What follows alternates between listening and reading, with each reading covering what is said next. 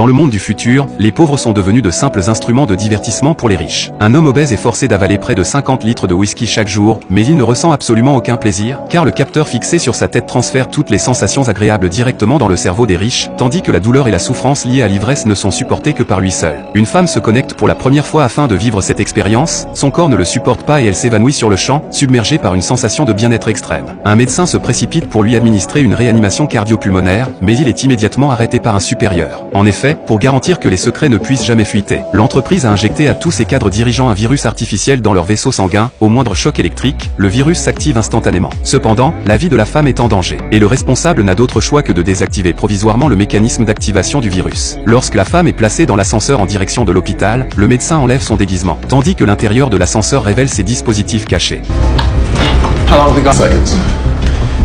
L'homme extrait rapidement de l'ADN du bras de la femme, puis, avant que l'ascenseur n'atteigne le rez-de-chaussée, il parvient à créer des données de duplication et les injecte dans le corps d'un autre clone féminin.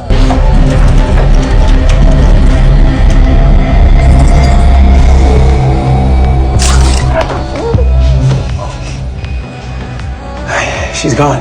Le médecin annonce ensuite au patron de la femme que les tentatives de réanimation ont échoué. Ainsi, sans que personne ne s'en rende compte, la femme change complètement d'identité. L'architecte de ce plan, William, obtient par la même occasion la reconnaissance de la direction et est promu au 35e étage de l'entreprise. Ce qui lui donne enfin l'autorisation de rechercher sa petite amie disparue, Lily. Impatient, il projette la photo de Lily sur l'interface de données, et l'ordinateur se met aussitôt à analyser l'ensemble du pays. Mais la jeune fille autrefois innocente apparaît désormais lourdement maquillée, piégée dans un club privé de luxe. William reste figé. Il a gravi les échelons depuis les bas-fonds, pas à pas, avec un seul objectif, retrouver sa petite amie disparue depuis des années. Or, la voir évoluer dans un tel environnement le plonge dans une profonde confusion. Il décide d'aller la voir et d'exiger des explications en face à face. Mais ce club haut de gamme n'est accessible qu'au cadre du 40e étage et au-delà. Attendre la retraite de ses supérieurs pour être promu relèverait de l'éternité. William n'a donc d'autre choix que de recourir à des méthodes spéciales. Il quitte la zone verte et se rend dans la zone rouge, réservée aux pauvres. Après avoir payé un conducteur, un motard l'emmène à toute allure jusqu'au 80e étage du bâtiment ciblé.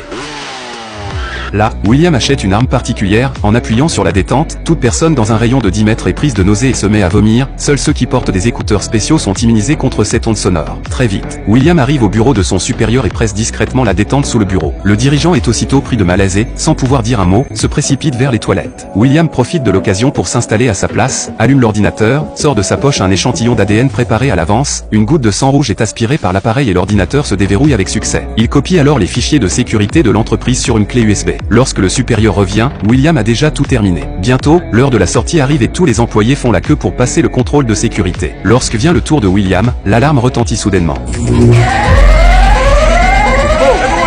Le signal de fuite de sécurité provient en réalité du port de détection de son supérieur.